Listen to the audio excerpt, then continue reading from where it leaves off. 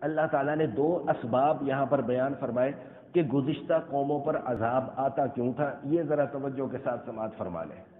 دو اسباب بیان فرمائے. ایک سبب تو یہ بیان فرمایا کہ یہ لوگ اللہ کا اور اللہ کی آیات کا اور رسولوں کا انکار کیا کرتے تھے. اللہ کا انکار کرتے تھے، اللہ تعالیٰ کی طرف سے جو نازل ہونے والے احکام تھے ان کا انکار کیا کرتے تھے، جو رسول آیا کرتے تھے ان رسولوں کا انکار کر دیا کرتے تھے. ایک سبب تو اللہ تعالیٰ نے یہاں پر یہ بیان فرمایا.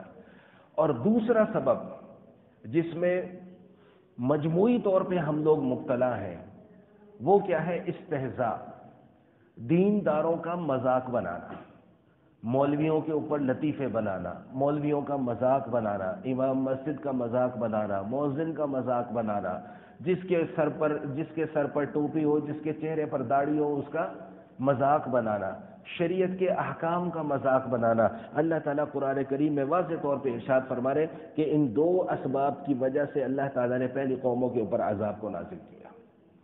اس لیے میں آپ تمام احباب کی خدمت میں بارہا یہی بات عرض کرتا ہوں، آپ کا امام مسجد سے اختلاف ہے ضرور رکھیں، کوئی پرواہ نہیں ہے، رکھیں اختلاف، سب کو ہوتا ہے ایک دوسرے سے اختلاف، لیکن خدا کے واسطے کبھی اپنے امام مسجد کا مذاق نہ بنائیں.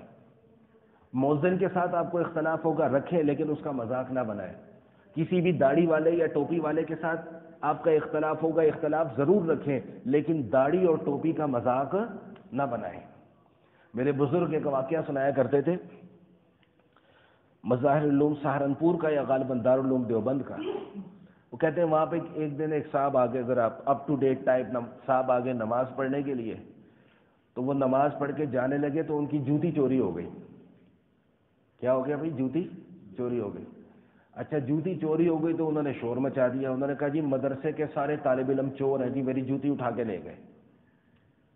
ہمارا بھی یہی رویہ ہے نا جی، سارے داڑھی والے 2 نمبر ہوتے ہیں جی، سارے ٹوپی والے 2 نمبر ہوتے ہیں، سارے مولوی 2 نمبر ہوتے ہیں. میں اس کا جواب آپ کو دینا چاہ رہا ہوں. تو حضرت شیخ الہند رحمۃ اللہ تعالیٰ علیہ کے پاس جب یہ معاملہ گیا تو حضرت شیخ الہند رحمۃ اللہ تعالیٰ نے بڑا خوبصورت جواب دیا. انہوں نے فرمایا کہ بھائی طالب علم جو ہے نا، طالب علم دین کا طالب علم وہ کبھی چور نہیں ہو سکتا. ہاں یہ ضرور ہو سکتا ہے کہ کسی چور نے طالب علم کا روپ دھار لیا ہو.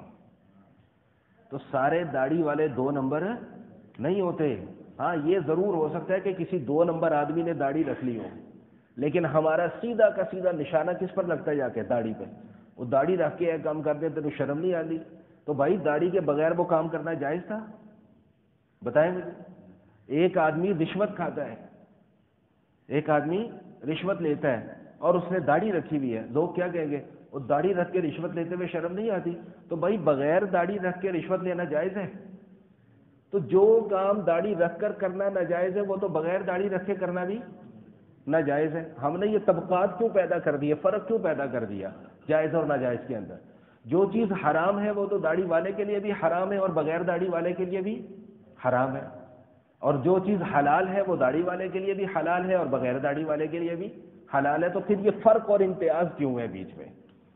اللہ تعالیٰ قرآن پاک میں گزشتہ اقوام پر عذاب کے اسباب میں سے ایک سبب کیا بیان فرما رہے کہ وہ اللہ کی آیات کا مذاق اڑایا کرتے تھے، رسولوں کا مذاق اڑایا کرتے تھے، مسلمانوں کا مذاق بنایا کرتے تھے، جس کی وجہ سے اللہ تعالیٰ نے ان کے اوپر عذاب کو مسلط فرمایا. ایک چیز آپ کو نہیں سمجھ میں آتی، خاموشی اختیار کر لیں. ضروری ہے کہ اس پر اپنی رننگ کمنٹری ضرور کرنی ہے اور اس کے اوپر اپنی رائے جو ہے وہ ضرور دینی ہے. تو اس لیے خدا را اس چیز کو بہت بہت محتاط رہیں. اللہ کے نبی صلی اللہ علیہ وسلم ارشاد فرماتے کہ قرب قیامت میں ایک زمانہ ایسا آئے گا، ایک وقت ایسا آئے گا کہ صبح کے وقت میں آدمی مسلمان ہوگا اور شام کے وقت میں وہ کافر ہو چکا ہوگا، یا شام کے وقت میں کافر ہوگا تو صبح کے وقت میں مسلمان ہو چکا ہوگا. صحابہ نے عرض کیا کہ یا رسول اللہ صلی اللہ علیہ وسلم کیا لوگ کلمہ پڑھنا چھوڑ دیں گے؟ فرمایا نہیں، کلمہ پڑھنا تو نہیں چھوڑیں گے، اپنی خواہشات کے پیچھے چل پڑیں گے اور ایسی ایسی بات اپنی زبان سے نکال دیا کریں گے کہ خود کو وہ مومن سمجھ رہے ہوں گے لیکن اللہ کے ہاں ان کا نام مسلمانوں کی فہرست سے خارج کر دیا جائے گا. اور میں یہ بات پہلے بھی آپ کے سامنے بارہا عرض کر چکا ہوں کہ یاد رکھیے گا کہ ایمان سے بڑھ کر کوئی اور چیز نہیں ہے. ایمان ہے تو آخرت میں کامیابی ہے، ایمان نہیں ہے تو آخرت میں کامیابی بھی نہیں ہے۔ جتنے مرضی اچھے کام کر لو، جب تک ایمان نہیں ہوگا تب تک وہ اچھے اعمال بھی قابل قبول نہیں ہیں۔